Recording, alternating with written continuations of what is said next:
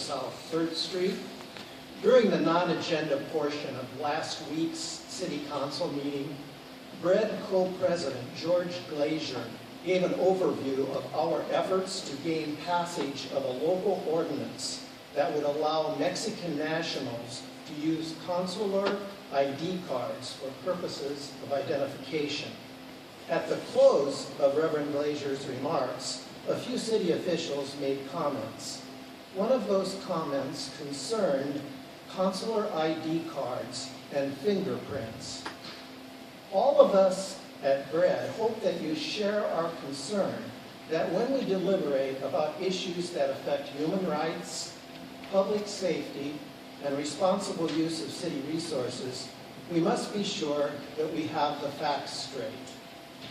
Here are the facts about Mexican consular ID cards and fingerprints. When an individual is issued a consular ID card, their photograph is taken, their signature is entered, and they are fingerprinted. Along with the applicant's other vital data, these three biometrics are digitized and stored together in an integrated computerized database shared by all Mexican consulates. In this manner, each issued consular ID card is associated with a unique fingerprint. As we continue to work together, can we all recommit ourselves to getting our facts straight? In evaluating the reliability and accuracy of anyone's claims about consular ID cards, we must examine the underlying primary sources that support those claims. The facts that I have just presented are based on a lengthy face-to-face conversation between BRED leaders and high-level officials of the Mexican consulate in Indianapolis.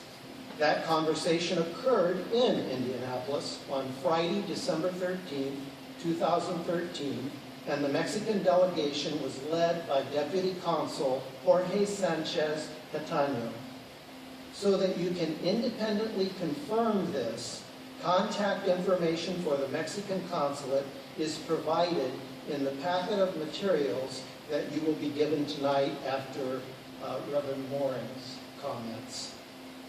I would also comment that those same facts that I just presented were presented by consulate officials at the Welcome Columbus event to which you are all invited. That was March 27th of 2013. Thank you for the opportunity to speak. Thank you, Mr. Gerhard. We do have one other speaker on this topic, so I think what we'll do is allow that speaker to come forward before offering any comments or questions and see if there's any updates from the administration on this issue. Thank you, Mr. Gerhard, for being here this evening. Our next non-agenda speaker is Reverend Eric Mooring. Mooring, did I pronounce that correctly? Reverend Mooring, welcome to Council Chambers. If you share your name, address, any organizations you represent, sir, you have 3 minutes. Okay. My name is Eric Mooring. I live at 910 City Park, and I am the pastor at Faith Lutheran Church in Whitehall and a member of the BRED organization.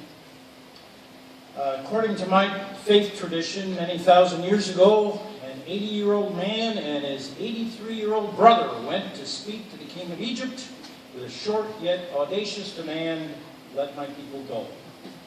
I'm sure you know that these two individuals were Moses and Aaron, whom God used to bring the Hebrew slaves to freedom.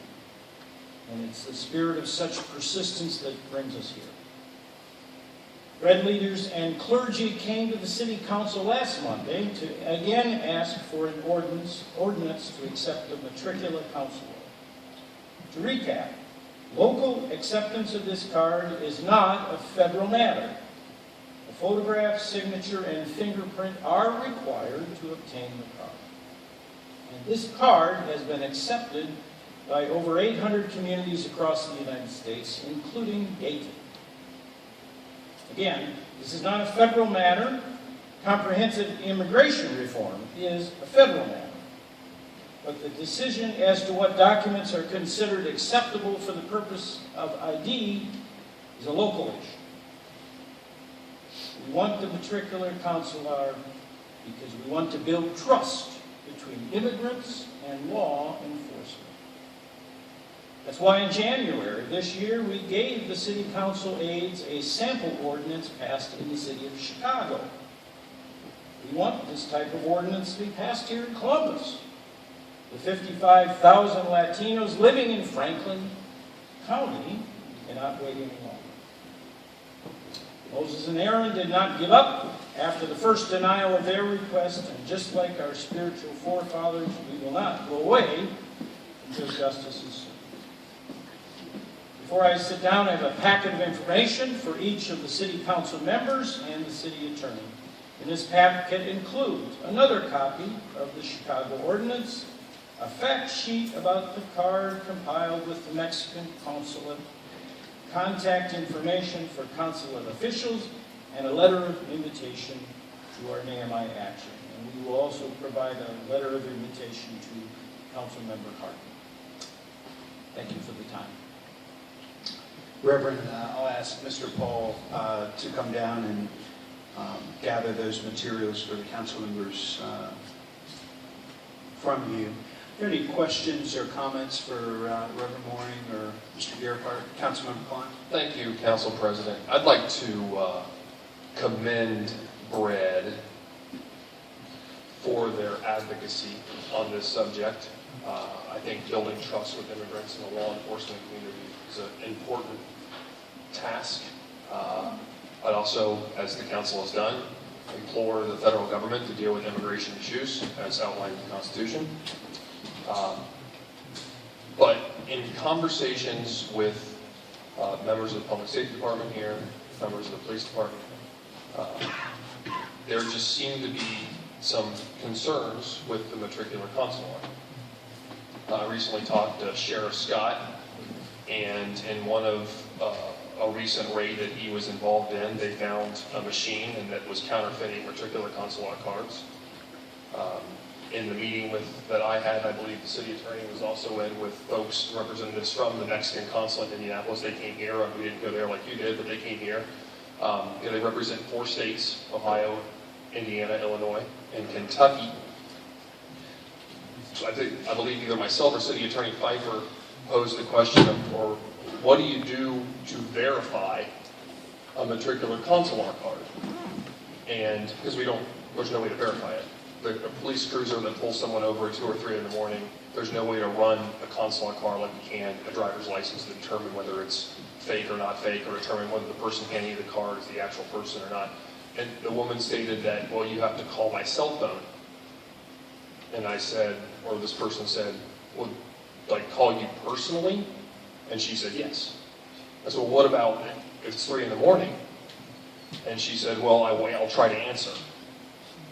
So you could see where it could be a concern for law enforcement if the only way to verify in a stop at 3 in the morning, now this is just one stop in Columbus, there could be multiple stops in Columbus, there could be multiple states, since they serve Ohio, Indiana, Kentucky, and Illinois, how many stops that could be.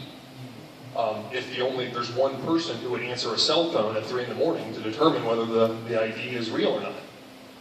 On top of that, someone has mentioned to me that the city of Toledo accepts this card, and we should go to the city of Toledo. I don't know if that's true or not, so I called Toledo. And I called Toledo PD.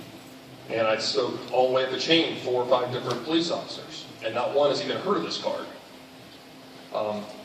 So in the aggregate, I think that there are some challenges to this particular card. That doesn't mean that we as a police department, or at least as me chairing safety, should not do what we can to be an open and accepting city so that folks that are here, that are undocumented, or here with valid visas can live peacefully.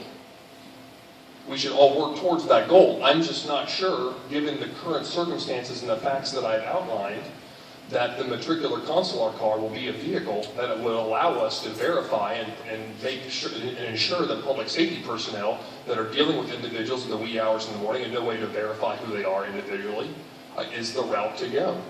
That means we shouldn't stop. We shouldn't throw up our hands and quit. We should continue to advocate together to accomplish that goal. But I reserve the right, after talking with Chief Jacobs, after talking with members of public safety, after talking with the city attorney, that there are concerns with this particular ordinance as presented and with the matricular consular card itself. Thank you, Councilman. Councilmember Klein, if there aren't any questions, I don't want to have you all having to stand up here while comments are made and those stuff. If there aren't any questions for our speakers, I'll ask them to go ahead and take their seats, and I might ask for an update either from city attorney or public safety officials if there's been any changes since the last we've heard from folks. So just this isn't the time we do back and forth and question. I just wanted to make sure if there were questions for you that council members would be able to ask those. Feel free to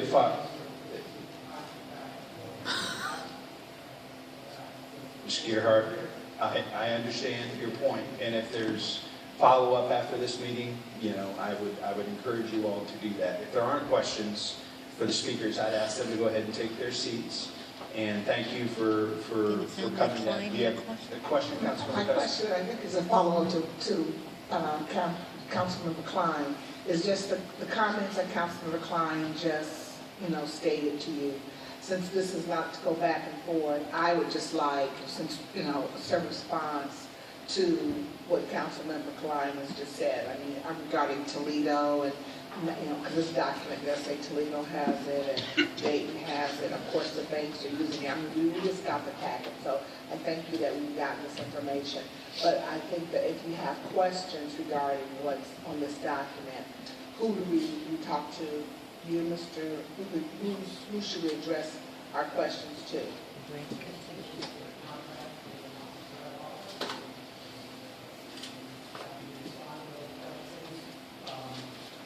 I would just say that this issue of verification, which Mr. Klein has raised, is quite complicated. We have some very good answers to the issues that you raised. This is precisely the reason that we want to talk to you, sir. We've been trying to get an appointment. Would you grant us that?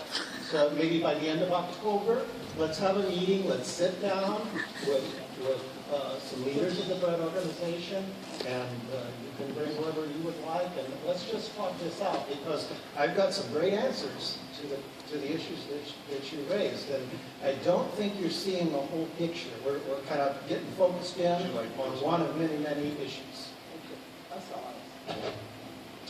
We have other non-agenda speakers who are waiting to speak. Are there any other questions or comments from council members? Councilmember Bay? I can just say that I believe that Councilmember Klein and I believe that the Community Relations Commission is going to put out a response letter to you. We are working on it now. So if you want to respond to our letter, you can, but we're working on a response to your request. Well, I think that what's transpired here shows that we need a conversation. Okay. Any other questions or comments? Yeah.